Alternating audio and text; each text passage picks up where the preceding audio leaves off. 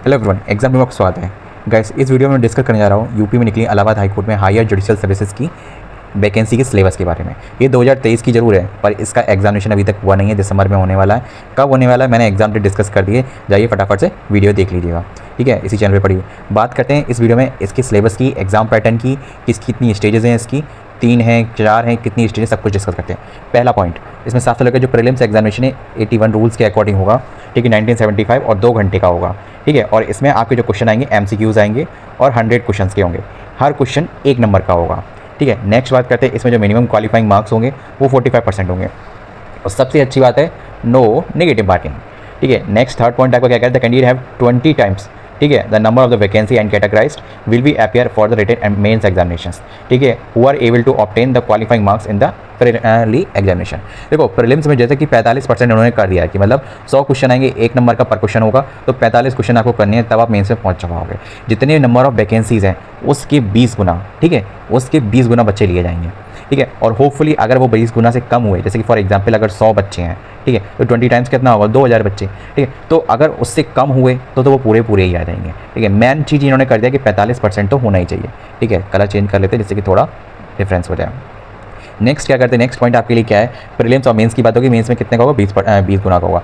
अब मेंस में क्या सीन रहेगा आपका, मेंस में आपका जो पेपर का रहेगा वो 4 चीज़ों में रहेगा। नंबर 1 जिसमें आएगा general awareness and legal language, ठीक है, जो कि होगा 100 मार्क्स का और 3 घंटे का आपका पेपर होगा, ठीक है। आप देख सकते हैं यहाँ पे लिखा हुआ है 3 आवर ड्यूरेशन।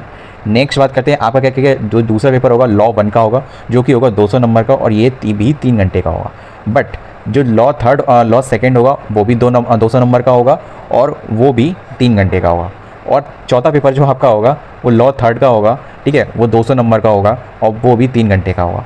अब सिलेबस क्या होगा वो अभी मैं आपको बताता हूँ आगे क्या रहेगा। और होपफुली जो इस बेसिस पे होंगे मोस्टली इसके बारे में तो उन्हें सिलेबस के बारे में तो कुछ एक एजम्पशन तो होगा ही होगा, क्योंकि सिंपल सी बात है 3 सब्जेक्ट आपके पूरे टैग के हैं, ठीक है। तो वो चीज़ तो कम्प्लीटली आपका मेजर रोल करेगी, ठीक है।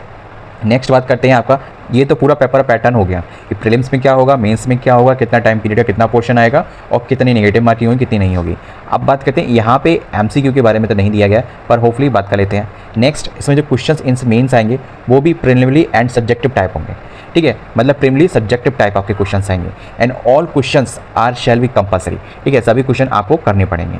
7वां पॉइंट आपको क्या करें, the law paper will be the इनर्शियलिया आफ्टर द ड्राफ्टिंग, ठीक है, inter alia after the drafting, ठीक है, convincing, pleading and the order and judgment and writing the ability of skill. देखो लॉ पेपर में आपकी ये चीज़ें आपकी कंप्लीटली देखी ही जाएगी, क्योंकि वो आपका टेक पोर्सन है, ठीक है। तो उसमें तो आपका मतलब जो इफेक्टिवनेस है ना वो ही अट्रैक्ट करेगा कि आप मेंस में क्लियर करके नेक्स्ट स्टेज में पहुंच पाते हो कि नहीं, ठीक है। तो क्या क्या चीज़ देखेंगे वो इन्होंने इस लाइन में क्लियर कर ही दिया है आपको, ठीक है। क्या करेंगे, inter alia the test, drafting, convincing, pleading, ठीक है, order and judgment and writing ability and skill, ठीक है। नेक्स्ट पॉइंट क्या है, the candidate will have the choice to answer the either Hindi and English. आप हिंदी और इंग्लिश में से दोनों में से कोई भी लैंग्वेज चूज कर सकते हो, except where the instructed otherwise, ठीक है। देखो expect where the instructed otherwise, देखो जैसे कि फॉर एग्जाम्पल जब कहा गया कि यहाँ पे आपको इंग्लिश में ही देना है तो चीज़ है, ठीक है। अगर ऐसा कुछ मैंडेटरी नहीं है तो आप दोनों में से कोई भी लैंग्वेज चूज़ कर सकते हो, ठीक है। नेक्स्ट बात करते हैं कैंडिडेट, 9वां पॉइंट लिखा है, the candidate shall be required to obtain 40% marks in each paper and 45% marks in aggregate and all 4 papers in the mains examination. ये जिन बच्चों का 40% मार्क्स इन ईच, ठीक है, मतलब इतना गेन करना ही है करना, ठीक है, मतलब 80 नंबर 200 वाले ही हैं, ठीक है। और जनरल अवेयरनेस का ही तो केवल 100 का, तो उसमें 40 और बाकी सब में 80 मिनिमम, ठीक है। उसी का मेंस में मतलब सिलेक्शन मतलब एक तरीके कट ऑफ बना दी हमने, और 45% ओवरऑल। तो सही बताऊं तो 45% ही ओवरऑल मान के चलो, तभी तो एग्रीगेट हो पाएगा, ठीक है, क्योंकि वरना तो ऐसे तो ओवरऑल 40% ही हो पाएगा। तो उन्होंने क्या दिया है, नेक्स्ट मेंस के लिए क्वालिफाई करेंगे and to qualify for the, तो मेंस के लिए सब इंटरव्यू के लिए क्वालिफाई हो जाएंगे। नेक्स्ट पॉइंट 10वां ये कहता है कि candidate 3 times the number of vacancy, ठीक है, and the category wise will be called for appear to interview test. अब अभी तक आपकी 2 स्टेजेस थी, मेन प्रीलिम्स खत्म हो गया, मेंस खत्म हो गया, क्या क्या होना था मैंने सब कुछ बता दिया। अब इंटरव्यू की बात आ रही है। अब जितने भी कैटेगरी के वाइज कितने लिए जाएंगे, प्रीलिम्स से मेंस में 20 गुने लिए गए थे, पर मेंस से इंटरव्यू में 3 गुने लिए जा रहे हैं। जितनी भी वैकेंसी हैं उसके 3 गुना, ठीक है। Number of vacancy wise category wise जो भी बटी हुई है ना, उसकी 3 गुना कर देना, दैट्स इट।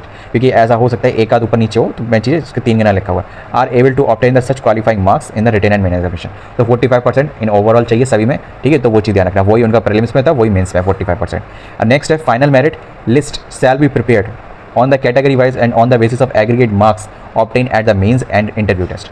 जो आपका फाइनल सिलेक्शन होगा वो 2 एग्जामों पे बेसिस पे होगा, आपका मेंस एग्जामिनेशन के बेसिस पे और दूसरा आपके इंटरव्यू टेस्ट में, ठीक है। नेक्स्ट बात करते हैं, नेक्स्ट क्या है इसमें।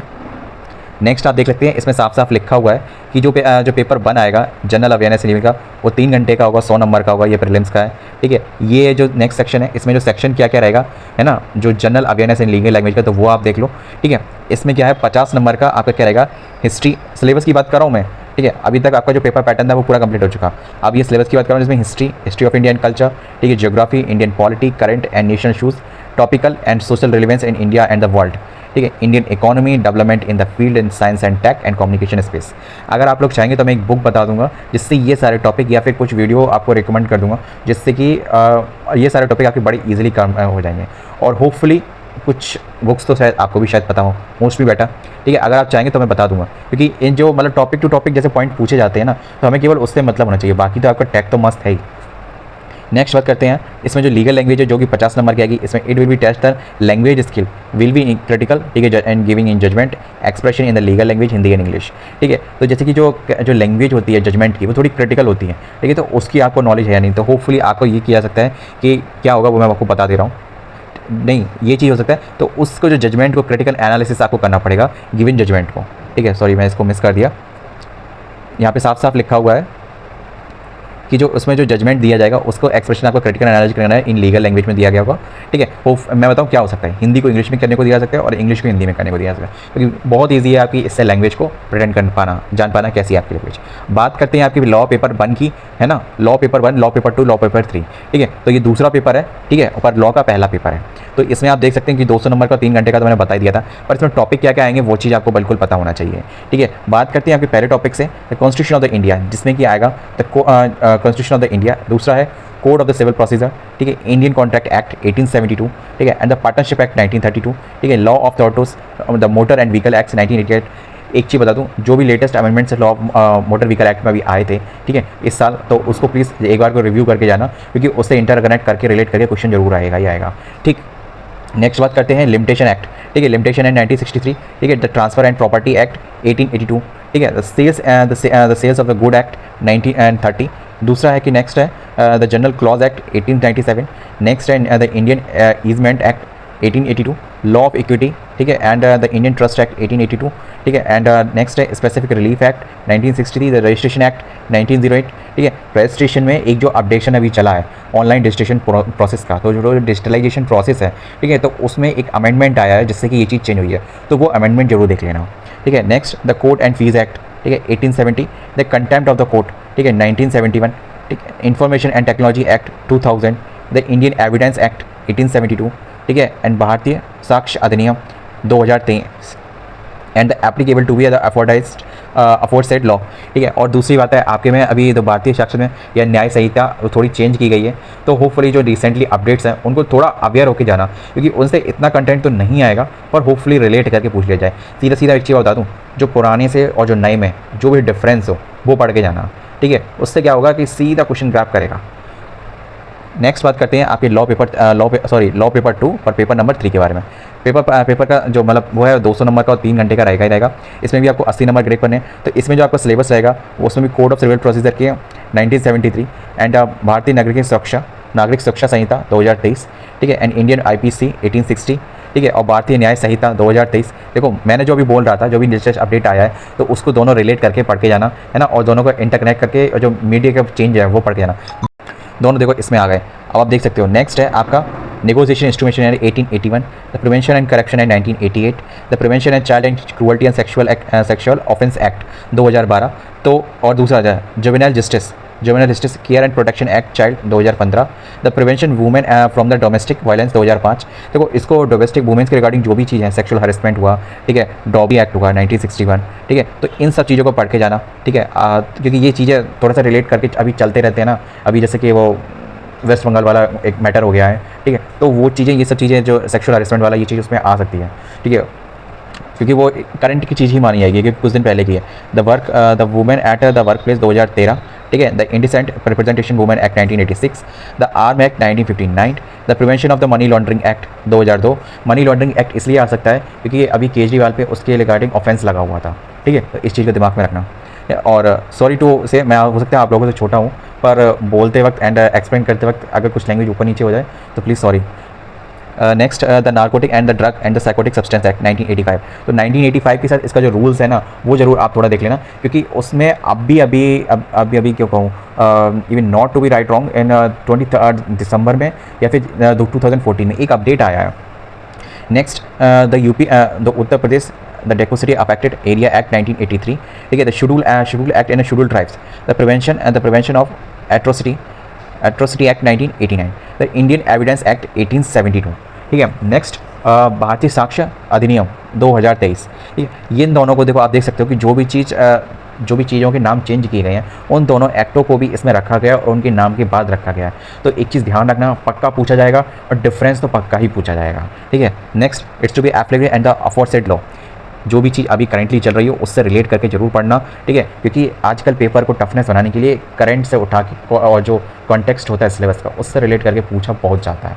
और कोर्ट केसेस तो बहुत ईजिली हैं फाइंड करना। अब एज़ पर माई परसेप्शन मैं कह रहा हूँ, क्योंकि मैंने न्यूज़ में देखो ये चीज़ें आती रहती हैं, तो इससे हम रिलेट कर सकते हैं, इसलिए मैं कह रहा हूँ, ठीक है। बाकी आप अब जैसे कि कोई भी चीज़ों को निकालना और इतने लॉन्ग टाइम का निकालना, that's to be come to be on topic. Next, आपका पेपर 4 का लॉ 3 का सिलेबस है, द हिंदू मैरिज एक्ट 1955, जो वो वाला था बाइसेक्सुअल वाला, ठीक है, LGBT वाला, ठीक है, या फिर सेम सेक्स वाला जो मतलब है मैरिज वाला, तो वो जरूर इस पर रिव्यू करके जाना। द हिंदू सक्सेशन एक्ट 1976, ठीक है। Hindu minority and the guardianship act 1956। Next, the Hindu adaptation and maintenance 1956, the Mohammedan law, ठीक है, and the Uttar Pradesh the provision of the unlawful conversion of the religion act 2021, the Indian succession act 1925, the special marriage act 1954, hopefully शायद ये उसी में आए, ठीक है। The Muslim women the protection of the right on the marriage, ठीक है, 2019, ये शायद वो 3 तलाक वाला ही मैटर होगा, ठीक है। The Muslim women protection the right to be divorce on act 1986, ये वही होगा 3 तलाक वाला पक्का ही। मतलब मुझे इतनी नॉलेज नहीं है in according to your act, मतलब इंडिया एक्ट के बारे में डीपली, ठीक है, पर उनके नाम से मैं अडप्ट कर पा रहा हूँ कि क्या हो सकता है उनके बारे में। Next, the guardian of the ward and guardian and the ward act 1890, the maintenance and the welfare of the patent and the senior citizen act 2007, ठीक है। द फैमिली कोड 1984, ठीक है। द नेक्स्ट है the Uttar Pradesh revenue code 2006 and the rules of the 2016। एक चीज़ ध्यान रखना, अगर एक जब भी एक्ट पढ़ो, क्योंकि मैं भी जिस फील्ड से हूँ तो उसमें मुझे एक्ट बहुत सारे पढ़ने पड़ते हैं, और इसमें से मैंने कुछ एक्ट उसमें से पहले ही पढ़ रखे हैं, है ना। तो जो रूल्स वगैरह होते हैं ना, तो उसमें कुछ खास चेंजमेंट नहीं होता, ठीक है। जो मेन चेंज होता है कि ऑफेंस के रिगार्डिंग जो पेनल्टी या फिर जो भी पनिशमेंट होता है ना, उसमें थोड़ा चेंजमेंट हो जाता है। और कुछ केसेस में ऐसा ही होता है, मतलब जैसे कि ऑफेंस चेंज हुआ, ठीक है, थोड़ा सा ऑफेंस के रिगार्डिंग वही पेनल्टी ही तो चेंज हो जाती है कि पहले किसी में 7 साल की सज़ा थी तो अब फांसी होने लगी या 10 साल की सज़ा होने लगी। तो that is to be offence and penalty to be may be affected. Offence के रिगार्डिंग पेनल्टी और जो भी मतलब जो सज़ा होती है, इम्प्रिजनमेंट होता है, ठीक है, वही चीज़ अफेक्ट होती है। नेक्स्ट आपकी बात करते हैं the Uttar Pradesh regulation and the urban premises tenancy act 2021। Next है the Uttar Pradesh urban planning and development act 1971। Planning and development वाला एक्ट जरूर पढ़ के जाना, क्योंकि उत्तर प्रदेश में रिसेंटली डेवलपमेंट के रिगार्डिंग बहुत सा फंड आया है। आप जानते हैं काशी में अभी के लिए अभी 6300 करोड़ या 6000 करोड़ के आसपास या 6000 लाख करोड़ के आसपास का कुछ है, ठीक है, 6000 करोड़ के आसपास तो फिगर है, that is to be I am confirm regard, इससे ज़्यादा ये कम नहीं है, ठीक है। तो डेवलपमेंट वाला इसमें चल सकता है क्योंकि यूपी का पेपर है। दूसरा, Uttar Pradesh the consolidation of the holding act 1953। Next, the Uttar Pradesh municipality act 1916। Next, the abbreviation of the desalination act 1996। Sorry, मैं थोड़ा सा मैं इसको मिटा देता हूँ, थोड़ा सा रफली लग रहा है। नेक्स्ट, होल्डिंग एक्ट हो गया, एब्रीविएशन एक्ट हो गया 1996। नेक्स्ट है द कॉमर्शियल कोर्ट एक्ट, ठीक है। नेक्स्ट है the commercial court act 2015, Essential Commodity Act 1955, the Land and Acquisition Act 1894, the Fair and Consumption and Transparency of the Land Acquisition and Rehabilitation and Resettlement Act 2013, फौजदार वाले जो वकील होते हैं, advocate. Electricity Act 2003, the Together with the Rules and the Framed under the aforesaid Act, the Indian Evidence Act 1872 and the भारतीय साक्ष्य संहिता अधिनियम, that is to be aforesaid law। Next बात करते हैं इंटरव्यू की। आप लोग सोच रहे होंगे कि मैंने मेंस प्रीलिम्स की बात करी, मेंस की बात करी, इंटरव्यू की तो मैंने बात ही नहीं करी, ठीक है। मैंने इसीलिए बात नहीं करी क्योंकि बात करने का अब वक्त आया है।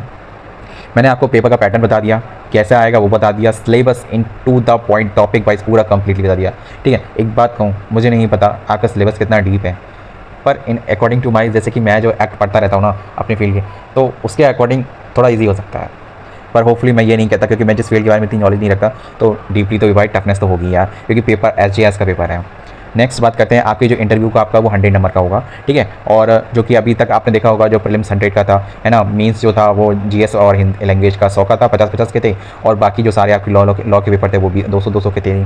अब ये 100 नंबर का है, पर आपका सिलेक्शन 2 बेसिस पे होगा, मेंस पे और इंटरव्यू पे। प्रीलिम्स पे नहीं होगा, प्रीलिम्स से केवल आपका एंट्री गेट है कि आप मेंस पे एंट्री कर रहे हो। नेक्स्ट बात करते हैं, इसमें जो इंटरव्यू का टेस्ट है वो फोकस्ड किस पे होगा, on the assessment of the candidate based upon the knowledge and the substance the procedural law and the understanding the practical aspect of the law and the assessment of the personality and the professional ability and communication skill।